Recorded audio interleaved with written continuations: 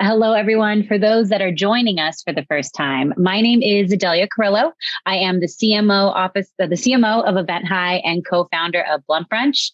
It is also my pleasure to be the host for the Thought Leadership Series by the Cannabis Chamber of Commerce. Now, our discussion today revolves around product market trends.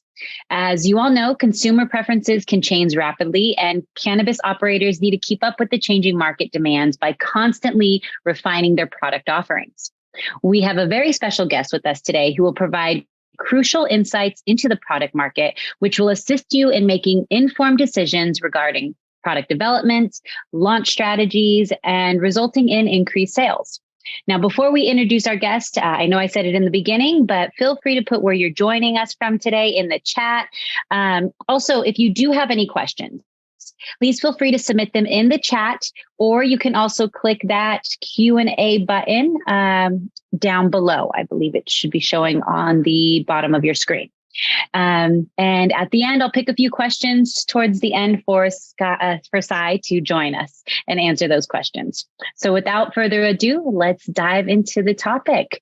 Today's guest is Sai Scott, who is the co-founder and CEO of Headset, which is a real-time data analytics company in the cannabis industry with a suite of industry-leading technologies designed to help organizations navigate the fast-moving and ever-changing landscape of cannabis.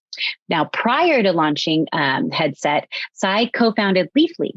Since Leafly's inception in 2010, Sai helped to grow the site into the world's leading cannabis information resource, a model of a successful ancillary brand in this new emerging industry. So with that being said, welcome, Sai, and we are honored to have you here today. Well, thank you so much for having me. Really looking forward to the presentation today. So I'll just dive right in. Perfect. Okay. Let me. I do have a deck. I'm going to bring a lot of data, and as mentioned, happy to take any questions. I'll try my best to answer what I can answer. There may be things that we have in the data that I just don't know off the top of my head, and also happy to follow up.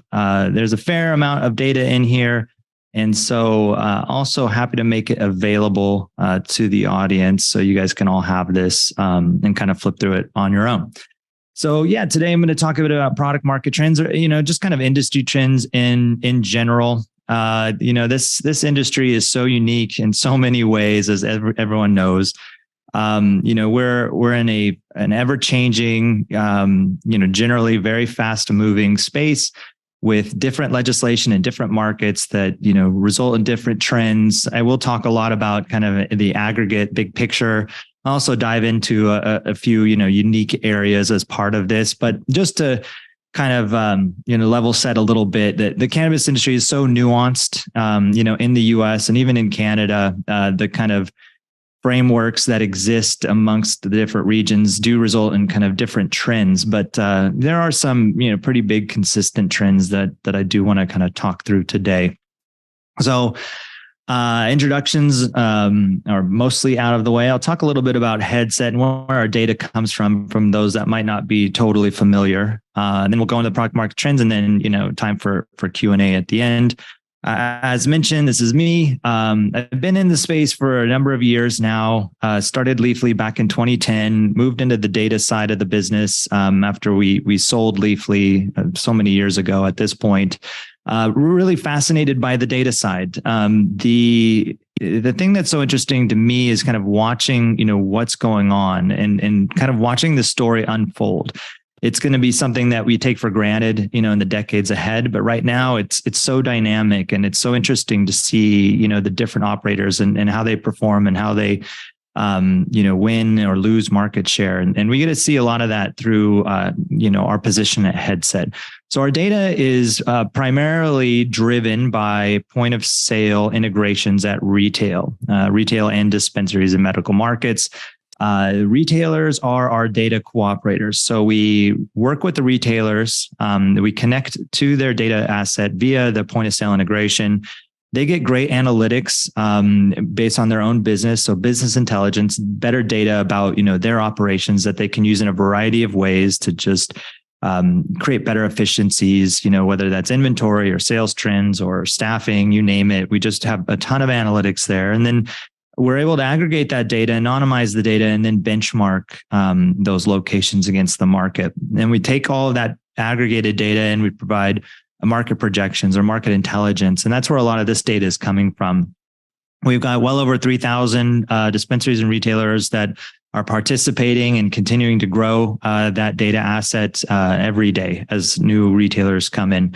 We have other data sources, web-based data, survey-based data, and so on that we include. But really, that retail measurement data is where we come from. And I like to say, we have like one of the best seats in the house for one of the greatest shows on earth right now, which is this cannabis industry.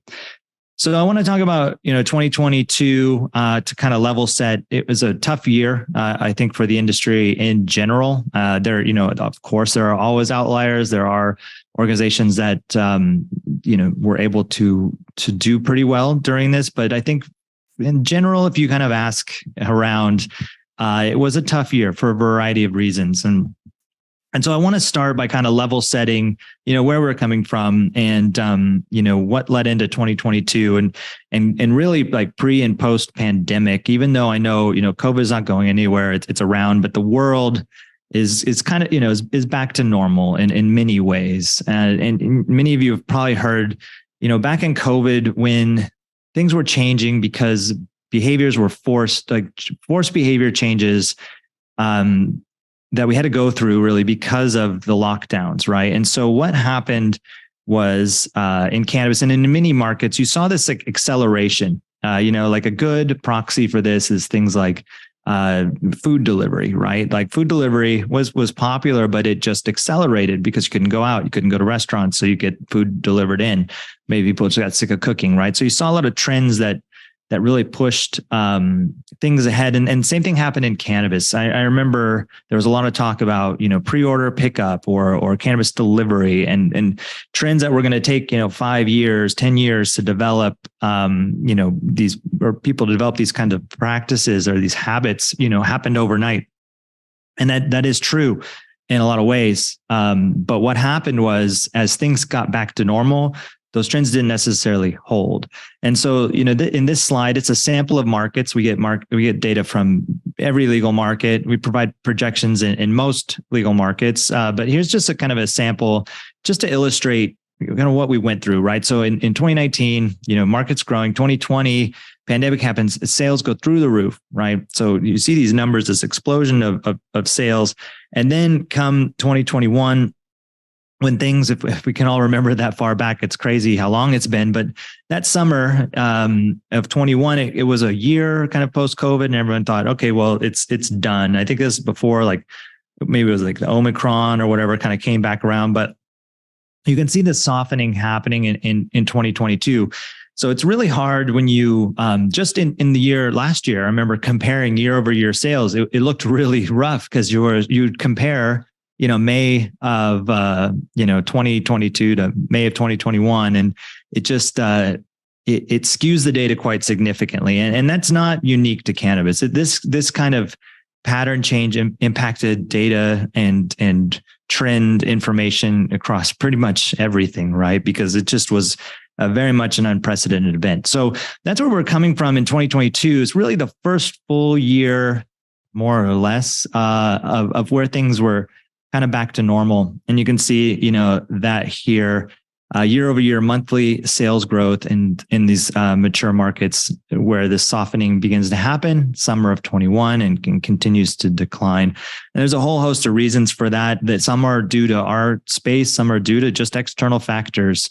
Like things like people spending money on other things, people finally getting back out in 2022. So this is where we're coming from. So when we're looking at the year of 2022, I just want to make sure that we all remember that last year was coming off of, this inflation, not inflation. I shouldn't use that word. We'll talk about that a little bit, but coming off this hyper growth that was kind of forced given the pandemic. And then when you take away the sales, like if you look at this graph here, basically we just created a linear regression. So just linking up 2019 to 2022, mid 2022 here. And you can see that, total sales are still up. Even though when you compare year over year, if you look at in 2022 versus 21, it may look lower. You'll see percentages that are lower, but when you just look at the compound kind of growth rate annually here, and you take out that COVID sales, it is up from where we were pre-pandemic mid-year. Now, going into this year, so here this is March of this year, sales growth versus January of 2022. So looking at the beginning of last year versus to where sales are today, you can see that it hasn't. It really varies on market, but it hasn't really come back in a meaningful way in a lot of places. A lot of these markets are seeing negative growth when you compare versus January of 2022. And maybe January, maybe we were still kind of, in that declining, kind of coming off of COVID.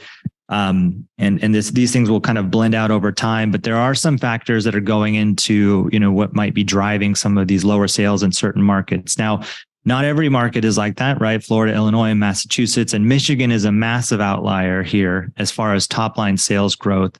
And a lot of that is driven by the legislation. And at the top of the presentation, I did mention, something to really keep in mind here, that these markets are all very different, and they're different because the legislation is very different. And I don't know if there are any operators out there that have a footprint in, 100% of all markets and have experience in all markets. But, many of you are probably in certain markets and probably impacted by those markets. And even within, a market, you may be in a certain position versus others. Like in Michigan, one of the things that's really driving it is retail expansion, and metro areas like Detroit coming online, where licenses are finally issued in Detroit. Well, maybe sales in Detroit, like store sales are growing because it's a new market. Maybe you're in another part of Detroit where you're not seeing this kind of performance. So it kind of goes, there's national, there's regional, at the state level, at the province level in Canada, and then local, right? And that does impact kind of the trends you may see. So here you can see it does vary.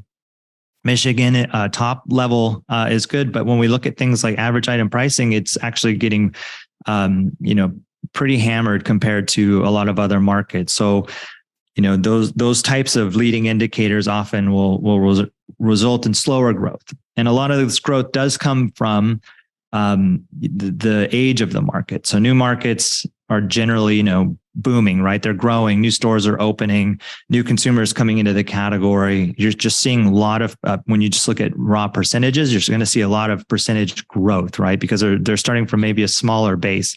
Where you're looking at a market like California, where you already have a massive base, it's really harder to move the needle. So when we think about growth, we think about where is it coming from, whether a market is growing or not.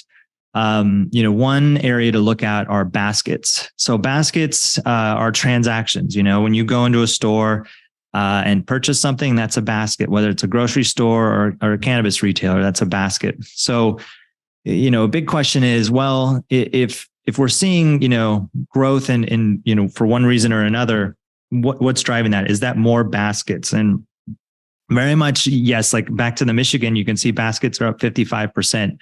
That's basket volume. And forgive me, there's no legend on here. I have to fix that before I distribute this. But that growth percentage, that column there is the volume of baskets, and the lighter purple color is basket size. So basket size is down, but basket volume is up. That means that more people are purchasing cannabis, or people are purchasing, or maybe the same people are just purchasing more often. We're just seeing more transactions, right? And then at the same time, the size of those transactions, the dollar amount of those transactions has come down. And a lot of that is obviously due to pricing, and I'll do a bit of a deep dive there. But this is really, a good place to start on, what is driving this, right? Like, are people buying more products? Or are they buying less products? Are they buying more often? Or are they buying less often? And so basket's a great place to look, and basket volume is a great indicator. And then balancing that out, where you see, Massachusetts had, 30% basket volume up, but they didn't have that much nearly as much growth as a market like Michigan. When you compare on this previous slide that we were just looking at, if you look at Massachusetts there, it's, about 15% sales growth, Michigan, over 60. But when you look at baskets, you can really see Massachusetts is getting pulled down on the basket size, right? So those dollar transactions are dragging it down, and that's impacting the top line growth. So baskets are a great place to begin looking there. And then kind of what's in those baskets? What is the composition that's driving that? And so, obviously the total dollar amount is a great key metric, but then, you can drill even deeper, right? Like what is driving the dollar amount down? Is it the pricing of products? Are they purchasing different types of products? Is it, certain brands, you name it, you can really start to drill into the baskets to help get you more insight there. So this is kind of high level, just to kind of start the conversation. Again, just to kind of recap, COVID certainly skews the data. 2022, is more or less back to normal, but when you're comparing to 2021, that's not great. But we are in 2023 now, and it's a good opportunity to start to look at, how we're growing versus, like Q1 now that we have a full quarter of sales data. Different markets have different trends, every state in a different class, and that's really important. Presentations like this can be tough when you have, a variety of audiences and people with a footprint in different markets. So I try and include, as much as I can, around this stuff to hopefully catch as many people in the markets that they're in. But yeah, certainly every market has a different dynamic, and just to talk in macro sometimes isn't that helpful. It really is important to kind of drill into, each market. Baskets, again, up for the most part, as far as volume, but basket size is down. So the big question is, well, what's driving that? And, no surprise. Let's talk about pricing and discounting, right? This is the big topic. I feel like, everyone's talking about price compression, and for good reason. So let's kind of dive into what this looks like. Here's a sample. We're looking at flower. Now, flower is, roughly half the category, 40 to 50% of sales, maybe closer to 40% these days, across California, Colorado, Michigan, Ontario, Canada, obviously. And you can see, average item price just kind of, it varies, right? And Michigan is pretty extreme in this example. This chart goes through October 2022, but this trend is continuing if you pull, Michigan data. So you see they're really impacted by average item price. Average item price is a good indicator, but when you think about flower, it is sold in a variety of package sizes. And things like, are people buying more, 3.5 grams or eighths? Are they buying, half ounces or single grams or what have you? That can really impact average item price if all of a sudden more people are buying, single gram flower. So we do have another pricing metric, which I'll talk about that is pretty good to be able to better track that. But here you can see, the trend lines here are mostly negative. Colorado being the most mature market on this graph, the original or the first one to go adult use, you can see that they're, relatively stable. You can see that during the pandemic in 2020 and 2021, pricing went up, right? And sales went up. And now we're kind of getting back down to, or we're below where we were in 2020. So pricing is certainly an issue. It comes down to, increased competition, decreased pricing. That's, something that's really prominent in a market like Michigan, or a market that is relatively new. Any new market, you're going to see limited license markets where there's not a lot of operators, not a lot of competition. Pricing holds. When you look at markets like New Jersey, it's pretty, high priced right now. Now, as it gets more competitive and more stores open up, we expect that price to come down. And that's pretty glaring here when you look at Michigan in October of 2019 versus October of 2022. And this is our average equivalized price of flower. And equivalized prices are term for a single gram price. So we basically take, the average price at the gram level, and it helps blend it together a bit better than you just average item price. Average item price can, again, be a tricky metric given like different package sizes that they're purchasing. But when we look at equivalized price, this is just the per gram price. So if someone was buying an eighth, for $35, 3.5 grams. So that'd be, $10 a gram. Is that right? My math here on the fly here, but that's the idea, right? On a per gram pricing. So this is all pre-tax, post-discount as well. So just something to be aware of. That also is something we'll talk about what discounts are doing in the market, but that does add to this price point. This is the basically the price that they pay pre-tax, right? So we don't include any sort of excise tax, and that we do that because it does vary, right? California is going to be different than Washington State, different than Colorado, and so on. So here again, just another, none of these lines are going up. Pricing is going down. A good term I've heard is, we're still in the price discovery mode. We're still trying to figure out where it's at. You will see some mature markets. Pricing is stabilizing, markets like Washington, which I think I have a slide on. Doesn't mean every market's going to look like Washington, because not every market has the same legislative structure, same operators as Washington. But you can see like markets like that, the price is holding pretty well compared to markets like Michigan. Here's another look, just a different way of slicing the data or looking at the data year over year change. For this equivalized price, you can just see Michigan, minus 46%. I think everyone's feeling this, and it is a like a deflationary product in this inflationary time, right? Like we're all going through high inflation, although it looks like it's cooling a little bit. It's still just does not track to inflation numbers, right? Prices continuing to come down, and I think that's a trend. While not ideal, certainly it's something to be mindful of, right? So it's kind of the reality that we're operating in right now, and making sure you're able to meet the margins, where they need to be able to ride this wave to wherever that price discovery takes us. So flower is certainly one story, but obviously cannabis goes beyond flower. We classify everything here: headset by category, by subcategory, by brand, and all sorts of metadata around that. And you can see that equivalized price is a bit different based on the category. This is split between Canada and USA here. Equivalized price for things like edibles, things like vapor pens, is on the milligram basis, not on the per gram basis. But you can see again, the trend is not great. It's all down, with the exception of pre-roll in Canada. That was really skewed by the introduction of things like connoisseur pre-rolls, premium price point pre-rolls that were introduced in the market, during this period that this graph was pulled together. That really did drive the price up. So, finding areas like that consumers want, that can be more premium priced, can help with average item pricing. But when you look across the board here, pricing is down by category, and just kind of varies on the category that you're in.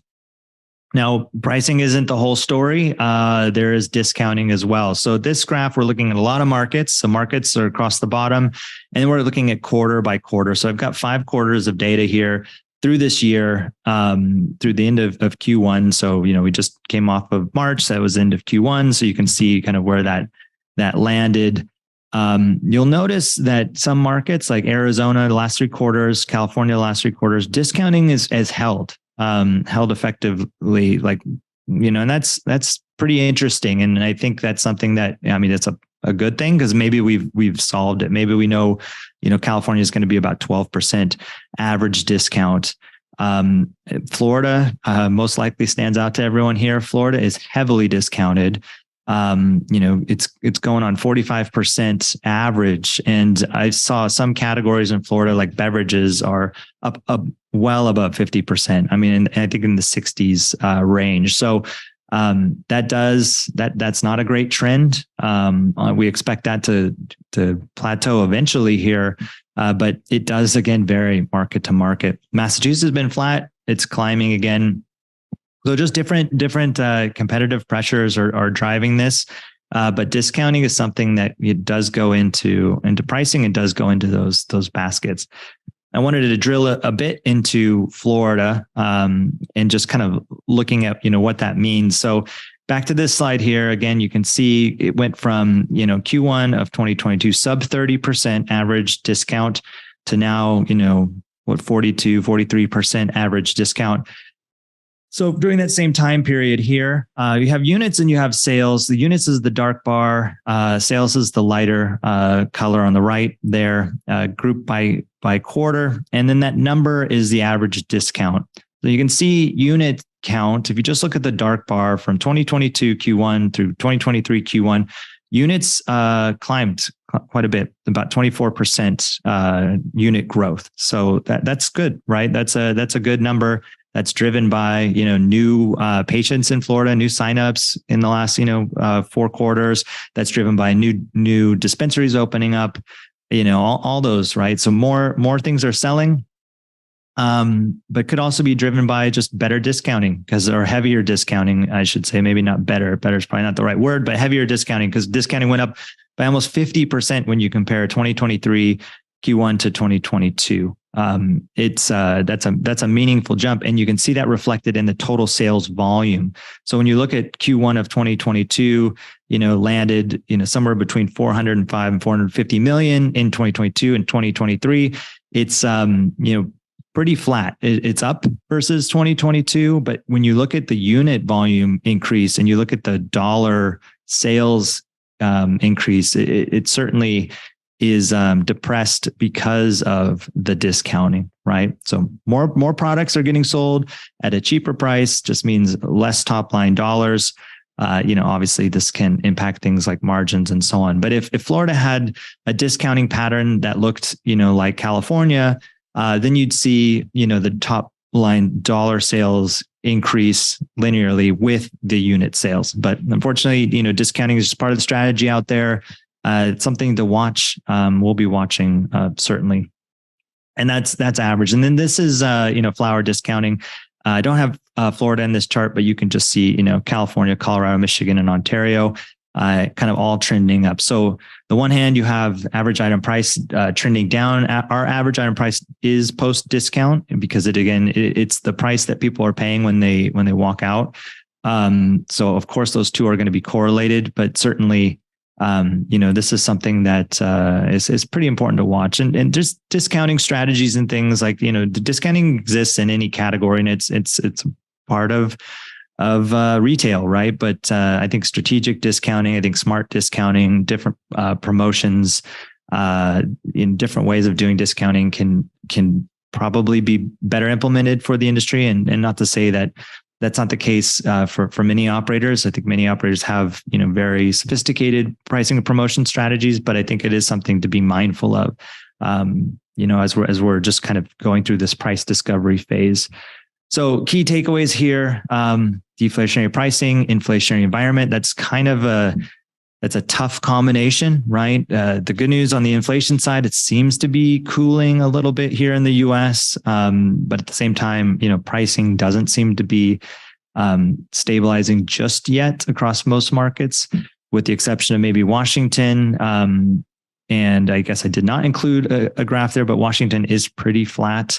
The floor of it is a low dollar amount in Washington state. I don't think that necessarily every market will look like Washington. And again, it just depends on legislation. That is a big driver. How many operators, how many licenses exist. The dynamics of the market really do kind of drive that. So I wouldn't look at Washington and say that's where we're going. But I would, kind of look at timing and look for patterns across, and to see, are we there yet with the floor? We'll see this year. There's a lot of in markets like California where apparently a lot of operators are not renewing licenses. I am seeing inventory carry come down. Like that's weeks on hand of inventory at stores. So stores are buying less, getting a little more efficient with how they're purchasing. And so they're not sitting on so much product. That product, that's the assumption, is they're getting smarter. It could be just less product to purchase. We'll see if that starts to impact, pricing in markets like California. But so far, pricing is still coming down.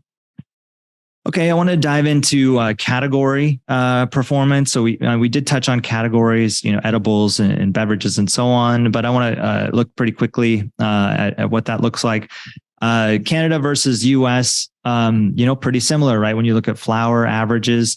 But what's interesting is the number 2 category in the US is vapor pens on the right, and it's in Canada on the left there, it's pre-roll. So it's kind of inverted.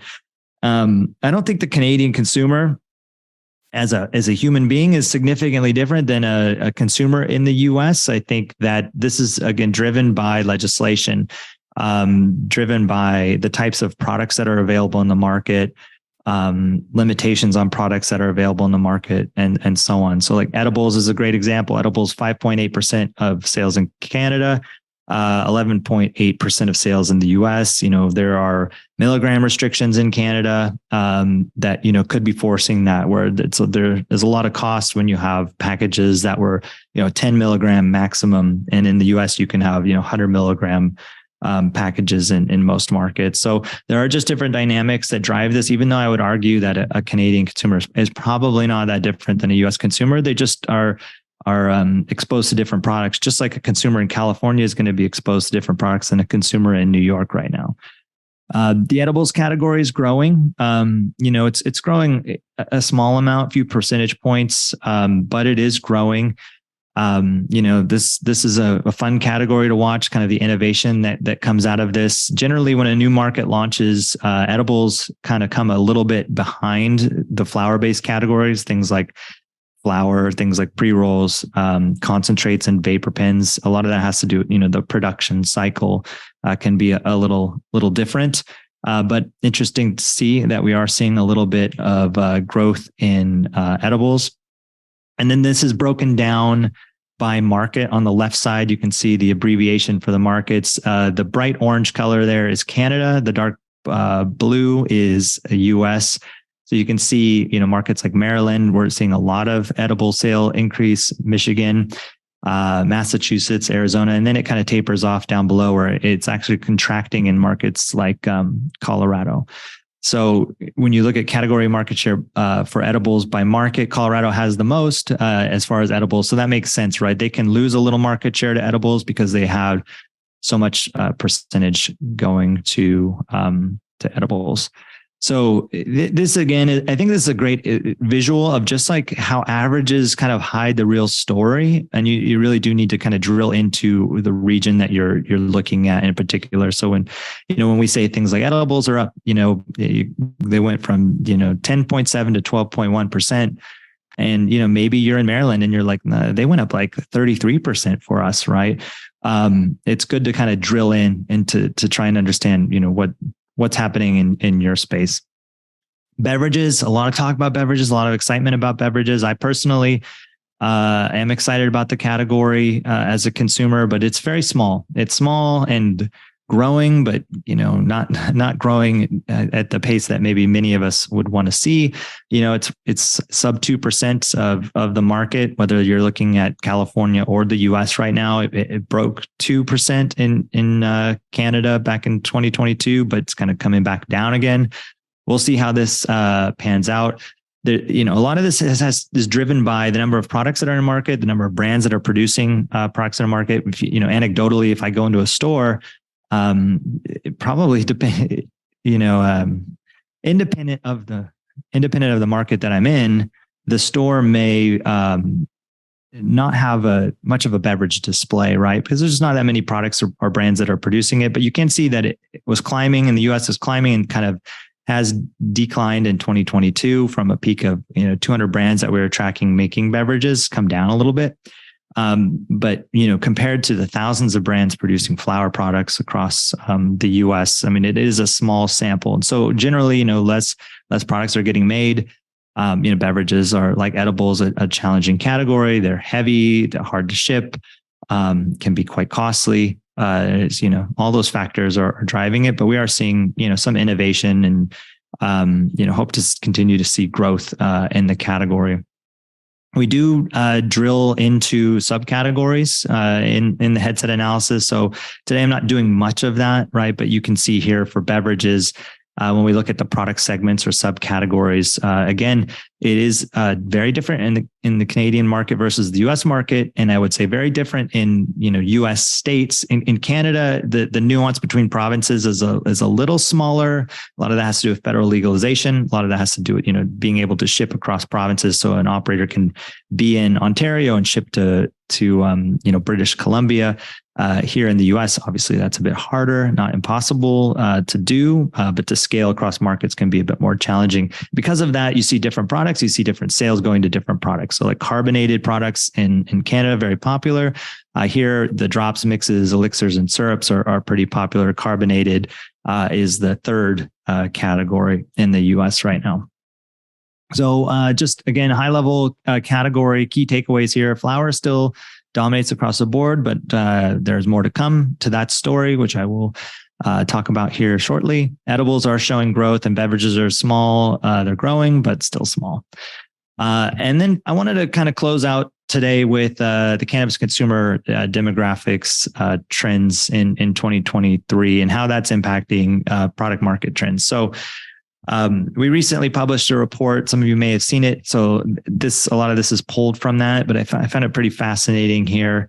The male consumer is 2/3 of sales in the US and almost 2/3 in Canada. This is held for some time.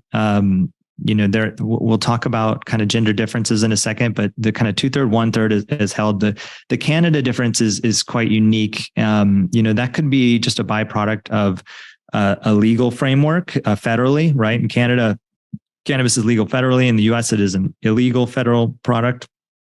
So that could be, driving some normalization that encourages a female consumer to come into the category.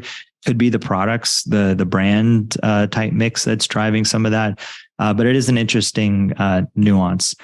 Again, not every market tells the same story. Here we're looking at, female consumers as a percentage of total sales and their year-over-year change in percentage of total sales. So in markets like Nevada, we're seeing more female consumers coming to the category. Washington, a few more. Ontario, Canada is growing. California growing. Massachusetts growing. And then other markets declining. You'll notice Oregon there at the bottom at 3.1%.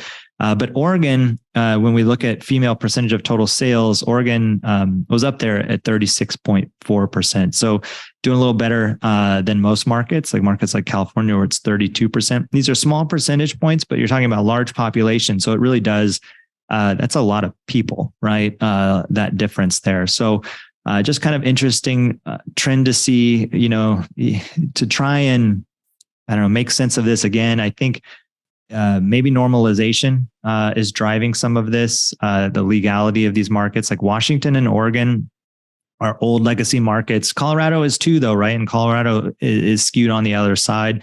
Cultural differences between the states, the types of products that are available, types of products people purchase, could be driving some of this as well. So beyond gender, though, the generation, right, is the next big one. And so millennials dominate sales here, right? In the US, 46.2%, 50% in Canada.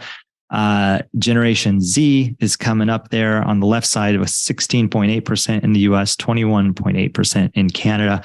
That's significantly different between the two markets because Generation Z in Canada can legally purchase at 18 or 19 years old. Depending on the market, or I think in Quebec, maybe 21, but otherwise it skews a little lower. So you just get more people in the category that can purchase. Like some people are turning 21 today, right? And those people that turn 21 that maybe live in California can now go to an adult use store and start purchasing. And that's going to drive that Gen Z number up. So every day someone's coming in, or many people are coming into the category in that. And millennials are the millennials, right? There's no new millennials coming into the category. I mean, that couldn't already, right? That were prohibited from it. So you'll see Gen Z's really, growing that market share and impacting the millennials' dominance. But right now, they are a majority of the market. And probably no surprise here, right? Cannabis is more accepted by a younger demographic. But when you think about like legalization and the work that's, attempted to being or worked on federally to get changed. It's just getting these younger people voting. We might see some more progress here. More consumers, more sales, right? So here we're looking at older demographic, younger demographic. younger is certainly driving a lot of the sales. We've got, I guess it's similar to the male-female ratio, 2/3 to 1/3. This is kind of giving my team a hard time when they put this together, because they put me in the older category. I'm right on the cusp there. But you can see that the older generation, while they have a better purchasing power, more wallet to spend, they're not driving total sales nearly as much as the younger audience. And Gen Z, this is the one, they're coming for the category. And by category, I mean the cannabis category in its entirety. So millennials there on the bottom, we're over 50% at the beginning of 2021. At the end of last year are now 46%. And you can see Gen Z coming in from 12.4 to 16.5. So that's going to keep growing. Meanwhile, millennials, they're just losing their market share. Baby boomers holding steady in about 13%, and Gen X, 24% holding pretty steady. This is, I thought, quite a fascinating outcome. So, if you look at the bottom bar there, that's Gen Z. This is category sales by generation. That bright orange is vapor pens. And then at the top, you have baby boomers. So baby boomers are not into vapor pens. They're only 14% of their sales are vapor pens. And you compare that to Gen Z at 33.6. Now, what is fascinating here is that when you think about Gen Z, and we just take them as a sample, Gen Z now is purchasing more vapor pen than they are flower. So the narrative of, flower is the largest category in cannabis, while is true, right? I mean, when you take the other generations, the other purchasers, it is losing that market share dominance to vapor pens. So I think it's a fundamental shift. Gen Z obviously grew up in a different time with access to different vape type products. Could be part of the acceptance, could be just convenience. Like there's all sorts of reasons here. But it's pretty fascinating to see that they're eclipsing flower at this point. And if this holds and more Gen Z comes into the category, you're just going to see, this continue to happen. So we're watching that flower percentage over time. In aggregate, it's still the largest. Flower is still the largest category, but with these kind of trends, and again, these people aging in every day, someone's having a birthday, that'll be something quite fascinating to watch. Canada, similar patterns, a little bit of a broken record here. Obviously, different products are sold in different markets, but you can see that Gen Z, while it doesn't eclipse flower in Canada, is still a larger percentage of vapor pen sales. A larger percentage goes to Gen Z than it does to the other categories. And this is, again, you take the category, you take the cohort of the generation, and you say, okay, the amount they spend. Well, how do they spend it? Gen Z spends 36.1% of their dollars go to flower sales, 27.4% goes to vapor pens. So pretty fascinating stuff. Younger generations, though, have smaller wallets in the sense of, their average basket is smaller. When you look at average item price for Gen Z, they're purchasing things that are roughly the same price. As far as average item price goes, they're probably just purchasing less, right? And often that just has to do with their purchasing power. We can all remember maybe when we were 21, probably didn't have as much disposable income as we might as we do when we get older here. So fascinating stuff. There's all sorts of ways to slice the demographic data, but it is interesting to see the nuance. And just kind of think about, this Gen Z audience is going to be the audience as they take away that market share from millennials and continue to age into the category. What does that mean for product market trends? What does that mean for strategies? What kind of continued trends are we going to see, from those purchasers? Older consumers prefer flower and edibles. Younger consumers certainly favor vapor pens and concentrates. Millennials, like, not to discount millennials, because certainly they are the top consumer with almost 50% of sales. So they are a very important category, and they are able to spend a bit more. Just always fun to watch kind of what's coming next. Gen Z and millennials, when you combine them, 72% of sales in Canada and 63% in the US. Again, men are the predominant purchaser of cannabis, about 2/3 right now. It's a little less in Canada, where you have more female representation. but they're still the primary purchaser in the category. So that is the end of the show here. Again, there's a lot. It's always hard to kind of figure out the best way to slice the data for the audience. But I think the key things, are dollar sales. I mean, 2022 and into 23, when we look at percentage growth, it depends on the market. But when you average it out, not growing particularly fast, but markets like Michigan do help skew those numbers up. So definitely start to drill into those different markets, start to look at, pricing, at promotions, how that's impacting things, look at category sales, and then really understanding, who's purchasing these products and taking all that into account into your strategy and how you can apply that and kind of navigate this, because it is certainly some unprecedented. It's an unprecedented industry. There's not something we can point to and say, oh, it's just like this. There may be parallels and things that rhyme, but it is so unique. So really important to take all this into account, look at, other markets and see, how they performed, but every market is different, right? So just because one market looks one way doesn't mean that the market you're in will end up in that same way. There are so many variables, but it can kind of give you some guidance to be aware of. So hoping if we do this again next year, we see a little more price stabilization. We see kind of that inflection, the growth curve. We're very confident that is going to be happening. I mean, anecdotally, we see that from our clients in many ways, kind of, I think having gone through more of a rough patch last year and making adjustments and seeming to have a bit more success this year. And we look forward to seeing that reflected in the product market trends going forward.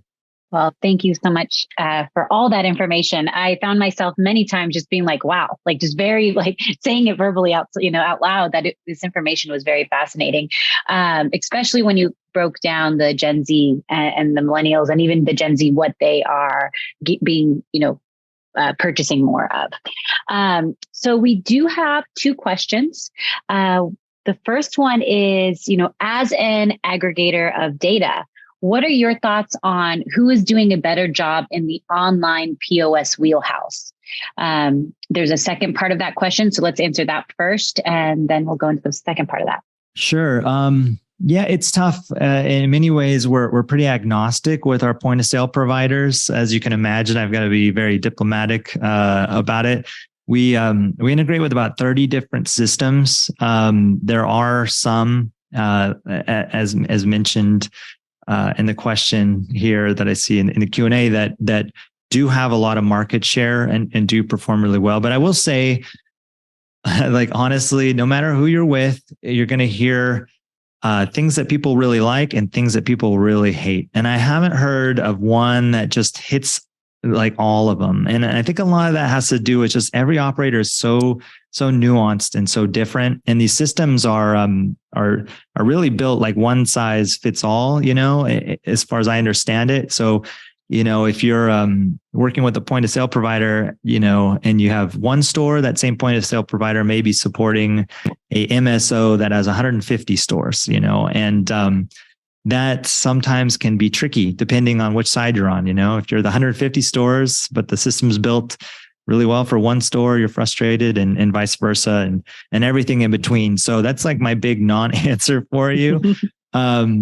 But we certainly can talk to you about, what we've heard. And just, if you're interested and you want to reach out, we can, if know more about the business that you're in and where you're at, I think we can help you with, these companies like yours, stores that look similar to yours, or organizations that look similar to yours generally prefer this, or we've heard positive things. But it's so hard to talk in general because they all have their pros and cons. Do you want to go into that second part? Can you share a little bit about what you think the difference is between Dutchie and Jane? Yeah, I don't really know. I mean, honestly, I'm not that much of an expert on them. Our job here is to integrate with them and to pull the data out. So the most I hear internally is more of our team's, challenges, which is doing those integrations, and some are better than others, but that's certainly not wouldn't be helpful for the audience, because I'm sure it's more about day-to-day using them. But again, if yeah, feel free to reach out. Given we're connected to so many stores, and we have to have a sample of every type of store, right? That's a big important piece of like being able to provide market data requires you to not only have, a large percentage of transactions represented in a market, but we also need to have all shapes and sizes of businesses, right? So we work with the MSOs, we work with small mom and pops and everything in between. So it's, we have a pretty good perspective, I would say, but to talk kind of like, well, this one's better than that one will get me in trouble. And two, I probably don't know the best answer. Well, understood. Let's go on to the second question. So OTD versus pre-tax, which do consumers prefer? Good question. That's something I don't have an answer for. So I guess the question there is like out the door pricing versus pre-tax pricing on like maybe what you're publishing on your menu, or how you the experience, right, for the consumer. We unfortunately we don't have like that kind of qualitative data, but that is a good one because we are doing some survey work, and it might be worthwhile to kind of ask the consumer. I can see both sides, right? Like, as a consumer, it's kind of nice to know the price that's listed is the price that you're paying. Like anecdotally, I've been surprised at stores where, it's like, you go to check out and you're like, oh, okay, it's actually 25% more than I thought it was. That can be frustrating as a consumer, but also, as a business, publishing maybe higher price inventory versus a competitor who's not listing, out the door pricing and doing pre-tax, that can be a disadvantage, right? Because people are so price conscious. But as far as what consumers prefer, unfortunately, I don't have a good answer. I can tell you what me as a consumer prefers, but that's not very helpful. But maybe we can do something like that in a qualitative survey in the future. And then we have one last question. Within the growing concentrate category, how are solventless products evolving? And what does that data show about consumer purchasing between solvent-based and solventless concentrate? Yeah, good question here. We do have that data. I'd have to look it up in the system to see, but at a high level, yeah, solventless is a growing part of the category. And maybe one of the faster growing areas here. I don't have the specific numbers, but I know I've seen it, and I think that it's something to watch for sure. Happy to pull something there and see what I can get this person, and maybe we can get you a sharper answer. Well, thank you, Sai, for this important information. And, what we can do is for those that do have specific questions, or for those that submitted those specific questions and want some of this potential other data, we do have our email in the chat. It's events@thecannabischamber.com. You can email us and we can either connect you with Sai and the team over at Headset, or Sai, you also mentioned you'll share the presentation with us as well, which we could share with them. Yeah, absolutely. So perfect. I'll send it your way, and then you can distribute out to the audience, and so everyone can have it. Awesome. Well, before we let you go, any final words? Where can people learn more? Yeah, I encourage everyone just to check us out. Our website's at headset.io. We have a lot of good stuff in there. We have industry reports we publish on a monthly basis. So this kind of information at no cost. We have great blog posts that cover a lot of interesting insights. We have a bestseller list where we list top products. It's like just kind of like a teaser of the type of information that we have. All at no cost. Our retailer services is also no cost. We do have some premium services. So if you're a retail operator, I encourage you to reach out. You can find us online there, and we try and publish as much information as we can. Our mission at Headset is to give operators the type of data that can help them be more successful. And I think that in this climate, in this space, I think it's really important to kind of lean into data. It can be overwhelming at times, but even if you're just looking at some of these top line trends and informing some decisions, I think you generally have a better outcome. So yeah, definitely check us out and reach out if we can help you in any way.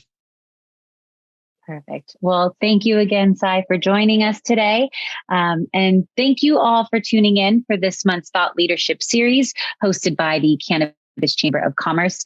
A few reminders and save the dates. We have the upcoming Tri-State Spring Expo and Mixer in New York on Wednesday, April 26th from 6 p.m. to 9 p.m. Then is our Colorado Networking Expo and Mixer Thursday, May 11th in Colorado. And this summer is going to be Illinois Summer Expo and Mixer, which is Thursday, June 1st from 6 p.m. to 9 p.m. And one last thing for those interested in getting access to the Cannabis Chamber of Commerce's Tri-State White Paper, which is for free, you can learn more by visiting www.thecannabischamber.com. Thank you all again for joining us for this month's Thought Leadership Series, and we'll see you next month.